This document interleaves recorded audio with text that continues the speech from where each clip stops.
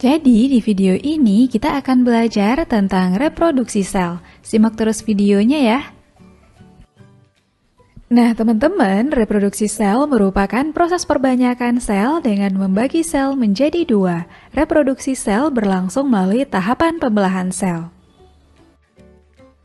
Pembelahan sel ada 3 jenis, yaitu amitosis, mitosis, dan meiosis. Kita akan membahasnya satu persatu.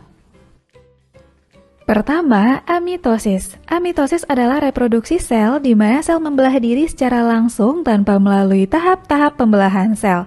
Amitosis disebut juga dengan pembelahan binar. Amitosis biasanya terjadi pada sel prokariotik seperti sel bakteri dan cyanobacteria atau ganggang biru.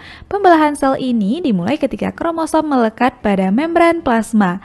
Kemudian DNA akan mereplikasi kromosom tersebut. Pada saat sel siap membelah, kromosom dan kromosom hasil salinannya tetap melekat pada membran plasma. Selanjutnya terbentuk membran plasma yang menekuk ke dalam memisahkan kedua kromosom tersebut dan terbentuklah dua sel anak. Pembelahan sel berikutnya, mitosis. Mitosis adalah cara reproduksi sel di mana sel membelah melalui tahap-tahap yang teratur. Mitosis memiliki ciri-ciri sebagai berikut, terjadi pada sel somatis atau tubuh, menghasilkan dua sel anak yang memiliki genotip sama dengan induknya, berfungsi untuk pertumbuhan dan pergantian sel yang rusak. Mitosis merupakan bagian dari siklus sel. Siklus sel terdiri dari fase interfase dan fase mitosis. Pembelahan mitosis dibedakan menjadi dua, yaitu karyokinesis, yaitu proses pembelahan inti yang meliputi profase, metafase, anafase, telofase, dan sitokinesis, pembelahan sitoplasma menjadi dua bagian yang terjadi pada fase interfase akhir. Fase interfase berlangsung paling lama, mencakup 90% dari siklus sel. Interfase terbagi menjadi fase G1, fase S, dan fase G2.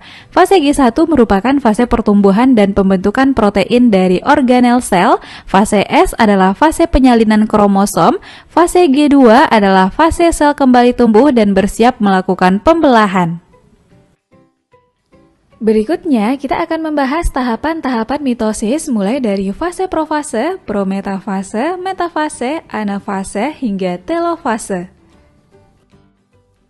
Pada fase profase yang terjadi adalah benang kromatin memendek membentuk kromatid yang akan berpasangan menjadi kromosom. Kemudian membran nukleus mulai menghilang. Pada prometafase, membran nukleus terfragmentasi sehingga mikrotubula dapat masuk ke nukleus. Kromatid dari setiap kromosom memiliki kinektor yang terletak pada sentromer. Selanjutnya, mikrotubula akan melekat pada kinektor kromosom. Saat metafase, mikrotubula terlihat jelas dan kromosom terletak pada daerah ekuator. Kromosom masih terdiri atas dua kromatid yang terkait pada sentromer, dan setiap sentromer memiliki dua kinektor yang masing-masing dikaitkan dengan mikrotubula.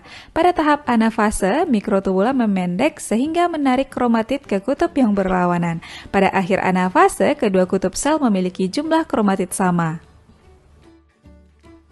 Dan saat telofase, berlangsung sitokinesis yang memisahkan sel menjadi dua sel anak. Peristiwa tersebut terjadi dengan menipis dan memanjangnya kromatid hingga terbentuk kromatin. Nukleolus dan membran nukleus juga mulai terbentuk kembali hingga nukleus muncul sempurna dan terbentuklah dua sel anak identik. Dan pembelahan sel terakhir adalah meiosis. Meiosis memiliki ciri-ciri sebagai berikut, terjadi pada sel gamet atau kelamin, menghasilkan 4 sel anak dengan kromosom setengah kromosom induk, berfungsi menjaga agar kromosom tidak berlipat ganda dan kelangsungan spesies terjaga, dan dimulai dengan replikasi kromosom pada interfase. Replikasi kromosom ini akan diikuti oleh dua pembelahan yang terjadi secara berturut-turut yang disebut meiosis 1 dan meiosis 2. Tahapan pembelahan meiosis terdiri dari profase, metafase, anafase, telofase 1 dan 2.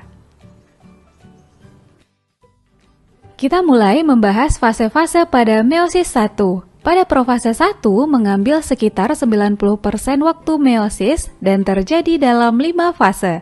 Pertama, leptoten yaitu tahapan saat kromatin menebal membentuk kromosom, zigoten tahapan saat kromosom homolog mulai berpasangan, berikutnya pakiten kromosom menebal dan mengganda menjadi 2 kromatid tetapi masih bergabung dalam satu sentromer sehingga disebut tetrat. Dan pada fase ini terjadi peristiwa pindah silang atau crossing over. Diploten, kromatid membesar dan memendek, dan diakinesis, tahap saat nukleus dan membran inti menghilang, sentriol terpisah menuju kutub yang berlawanan, dan terbentuk serat gelondongan di antara dua kutub. Selanjutnya, fase metafase 1. Tetrat akan menempatkan diri dan berjajar pada bidang ekuator dan sentromer terikat oleh benang spindle. Tahap anafase 1, benang spindle memendek dan menarik belahan tetrat ke kutub sel berlawanan sehingga kromosom homolog terpisah, dan pada telofase 1, membran membentuk sekat sehingga terbentuk 2 sel anakan yang haploid, tetapi kromosom masih mengandung 2 sister kromatid yang masih terhubung di sentromer. Fase-fase pada meiosis 2 adalah profase 2, benang kromatin berubah menjadi kromosom, nukleus dan membran inti menghilang, sentriol terpisah menuju kutub yang berlawanan, serat gelondongan terbentuk di antara dua kutub pembelahan. Metafase 2, kromosom bergerak menuju bidang ekuator dan berjejer. Anafase 2, kromatid berpisah dari homolognya dan bergerak menuju kutub berlawanan. Telofase 2, kromosom berubah kembali menjadi benang-benang kromatin, nukleolus dan membran inti mulai terbentuk, serat gelondongan pun menghilang. Itulah keseluruhan tahap yang terjadi pada meiosis. Bisa dipahami ya? Nah teman-teman, setelah belajar jenis-jenis pembelahan sel, sekarang kita bisa membedakan pembelahan mitosis dan meiosis. Pembelahan mitosis bertujuan untuk memperbanyak jumlah sel, sedangkan meiosis menjaga agar jumlah kromosom keturunannya selalu tetap. Pembelahan mitosis terjadi pada sel tubuh, sedangkan meiosis pada sel kelamin. Hasil mitosis berupa 2 sel anakan masing-masing bersifat diploid, sedangkan meiosis menghasilkan 4 sel anakan masing-masing bersifat haploid. Pada mitosis, jumlah kromosom sel anak sama dengan sel induk, sedangkan pada meiosis, kromosom sel anak setengah sel induk. Mitosis mengalami 1 kali pembelahan, sedangkan meiosis 2 kali. Pada fase metafase mitosis, setiap kromosom terdiri dari 2 kromatid yang berjejer di ekuator, sedangkan meiosis setiap sepasang kromosom terdiri dari 4 kromatid berjejer di ekuator. Pembelahan mitosis tidak melibatkan peristiwa pindah silang, sebaliknya meiosis terjadi peristiwa pindah silang.